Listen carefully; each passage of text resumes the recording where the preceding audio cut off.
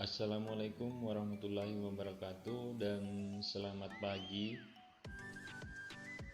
Bertemu lagi dengan Bapak dalam mata pelajaran pemeliharaan listrik sepeda motor. Untuk pertemuan minggu ini kita akan masih membahas terkait dengan sistem penerangan pada sepeda motor. Semoga anak-anakku dalam kondisi yang sehat semuanya dan semuanya hadir pada pagi hari ini dan bisa menyimak materi apa yang Bapak sajikan sampai habis. Pertama-tama, sebelumnya minggu kemarin Bapak sudah jelaskan terkait dengan komponen-komponen dari sistem penerangan itu sendiri, mulai dari lampu, saklar, kabel-kabel, dan lain sebagainya. Nah, pada pagi hari ini atau pertemuan hari ini Bapak akan jelaskan terkait dengan rangkaian dari sistem penerangan pada sepeda motor. Jadi Bapak akan jelaskan rangkaian dari sistem penerangan sepeda motor. Baik, langsung aja Bapak tampilkan atau paparkan di sini bentuk rangkaian secara garis besar dari sepeda motor.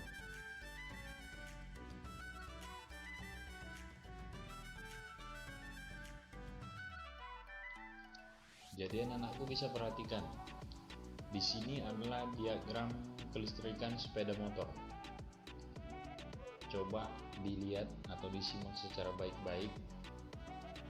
Bapak akan mulai jelaskan dari aki, tapi ini rangkaian ini adalah skema dasar dari sepeda motor. Nah, untuk pertemuan pada pagi hari ini, tidak semua dari rangkaian ini akan Bapak jelaskan. Tidak semuanya, tapi yang akan kita bahas sesuai dengan materi yaitu dari sistem penerangan. Adapun komponen-komponen sistem penerangan yang Bapak sudah jelaskan, ada lampu utama, lampu sein, ini sudah jelas. Di sini ada ininya ya, ada nama-namanya semua setiap komponen. Oke, yang pertama adalah baterai. Ini merupakan sumber arus dari kelistrikan, ada baterai atau acu. Nah, kemudian di sini ada saklar lampu. Biasanya dalam sepeda motor itu, kecuali motor baru sekarang sudah tidak menggunakan saklar lampu utama karena program pemerintah yang mewajibkan lampu sepeda motor harus nyala pada siang hari, sehingga produsen sepeda motor menghilangkan saklar on off dari lampu sendiri itu. Namun banyak konsumen yang masih mengganti saklar yang tidak ada tombol on off nya menjadi saklar yang bisa on off. Nah, untuk motor-motor lama sendiri itu biasanya ada dua saklar yang khusus lampu utama. Jadi ada dua. Yang sebelah kanan itu adalah saklar lampu on off, biasanya gabung dengan untuk nyala lampu kabut atau lampu senja. Kemudian di saklar bagian kiri adalah untuk pengontrol jarak jauh dan jarak dekat. Nah, kalian bisa lihat di sini adalah saklar lampu on off. Berarti kalau diibaratkan di sepeda motor, saklar lampu yang Bapak gerakkan pakai kursor ini adalah saklar lampu yang ada pada bagian sebelah kanan sepeda motor Anda. Nah, kemudian di sini yang saklar dim ini adalah pengaturan jarak jauh dekat atau yang bagian sebelah kiri, atau saklar yang bagian sebelah kiri di sepeda motor. Jadi ada dua ya, saklar lampu utama, kemudian saklar pengontrol jarak jauh dekat. Kemudian ini sendiri adalah lampu utama, kemudian ada panel ini berarti yang di speedometer, kemudian posisi, Kemudian tail light ini berarti lampu belakang. Biasanya lampu belakang itu ikut dengan lampu utama, kecuali lampu rem. Nah, yang nyalanya agak redup itu yang dimaksud tail light. Tapi ketika kita nyalakan lampu rem, dia akan berubah menjadi terang. Jadi ini untuk saklar lampu utama. Nah, kemudian yang kedua, kita bergeser di bagian sein. Ini lampu sein. Ada relay. Kemudian ini adalah saklar yang untuk mengatur kiri kanannya. Nah, ini yang mengatur saklar kiri kanan. Biasanya saklarnya berada di bagian sebelah kiri ya, saklar sebelah kiri. Kemudian relay ini sendiri adalah flasher untuk mengatur atau pengedip dari lampu itu sendiri. Jadi kenapa lampu sein atau lampu rating itu bisa berkedip? Karena ada yang dinamakan flasher. Nanti akan Bapak jelaskan secara ini atau tunjukkan komponennya ketika kita belajar secara tatap muka. Kemudian di sini adalah lampu rem, bola lampu rem. Nah, ini adalah saklar atau pedal rem. Jadi ketika kita injak pedal, lampu rem akan menyala. Nah, ini adalah tadi Bapak ketinggalan atau lupa, ini adalah lampu sein sebelah kiri, ini adalah lampu sein sebelah kanan. Nah, sekarang diperhatikan diagram ini akan bergerak memperlihatkan arus itu bergerak dari mana dan sampai kemana, sehingga bagaimana bisa lampu ini bisa menyala. Nah, sekarang ini adalah kunci kontak. Ketika kunci kontak di-on-kan,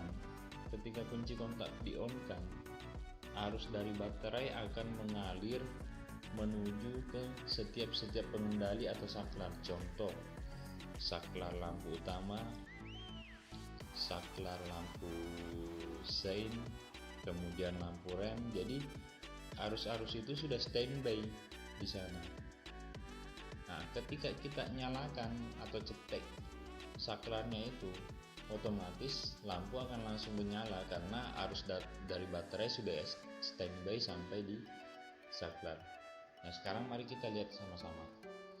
Contoh, ini kunci kontak atau posisi off ya.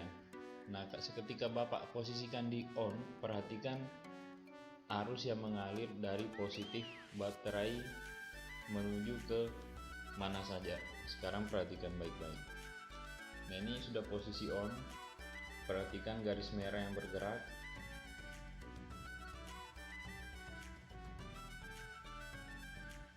Nah, jadi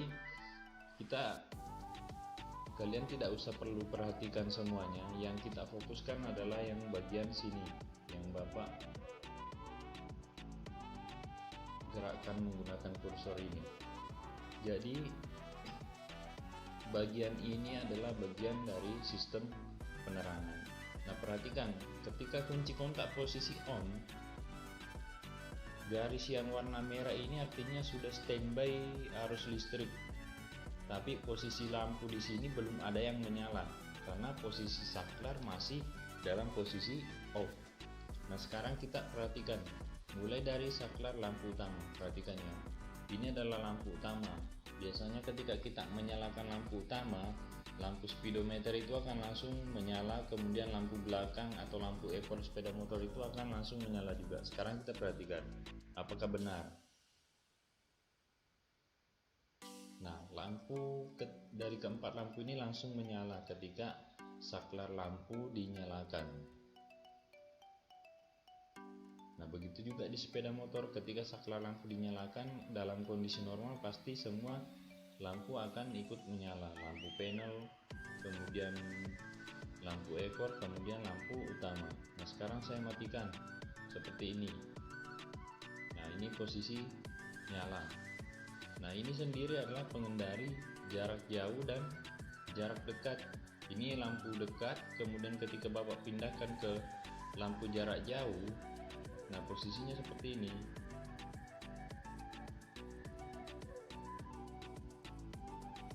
Nah, ini jarak jauh, ini jarak dekat. Jadi seperti itu rangkaiannya. Untuk lebih jelasnya nanti akan kita praktekkan di sekolah ketika sudah kondisi normal. Nah, kemudian kita pindah ke lampu sein. Lampu sein di sini ada relay atau flasher. Nah, ini adalah saklar pengendali kiri kanan. Nah, sekarang perhatikan, ketika saya posisikan ke right, nah, dia akan menyala lampu sein yang sebelah kanan. Nah, ketika Bapak tekan ke arah kiri atau bagian left, nah ini akan menyala lampu sein sebelah kiri. Perhatikan lampunya. Jadi seperti itu.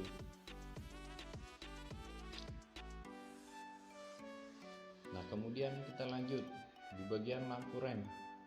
Ini adalah lampu rem. Ketika pengendara sepeda motor menginjak rem atau menekan pedal rem, itu otomatis lampu itu akan nyala. Jadi prosesnya seperti ini.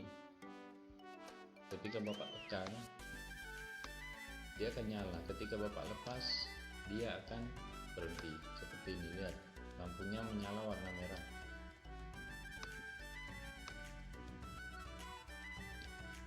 Jadi seperti itu.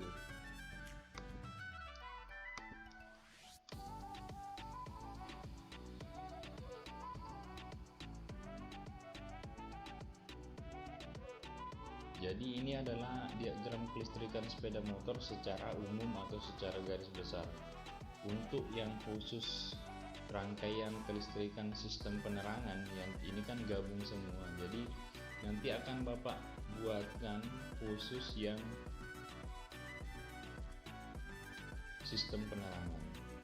Itu kalian nanti bisa download, Bapak akan kirimkan linknya. Nah, untuk ini adalah diagram secara umum. Nah, sekarang tugas kalian adalah menggambar diagram kelistrikan ini, di buku catatan kalian dan pahami skemanya. Kalian bisa mencari materi selain dari yang Bapak jelaskan, kalian cari, kembangkan terus materinya. Saya yakin kalian bisa belajar lebih banyak daripada menonton video ini. Yang penting niat kalian ada. Jadi tugas kalian adalah menggambar diagram ini secara umum di buku catatan, kemudian dipahami. Jika ada yang tidak jelas, silahkan tanyakan kepada Bapak. Bisa lewat kolom komentar yang ada di bawah. Nah, untuk pertemuan pada minggu ini saya rasa cukup. Minggu depan kita akan masih lanjut ke sistem penerangan. Kita masih satu pertemuan lagi untuk sistem penerangan. Nah, harapan saya anak-anakku bisa memperhatikan dan menyimak video ini sampai habis, supaya kalian sedikit ada pengetahuan terkait dengan sistem kelistrikan pada sepeda motor. Karena dalam kondisi pandemi ini, khususnya untuk SMK, sulit untuk kita memaksimalkan proses KBM karena ilmu keterampilan akan sulit tercapai. Mungkin itu saja dari Bapak.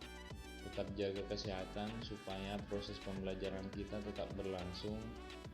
Terima kasih atas waktunya.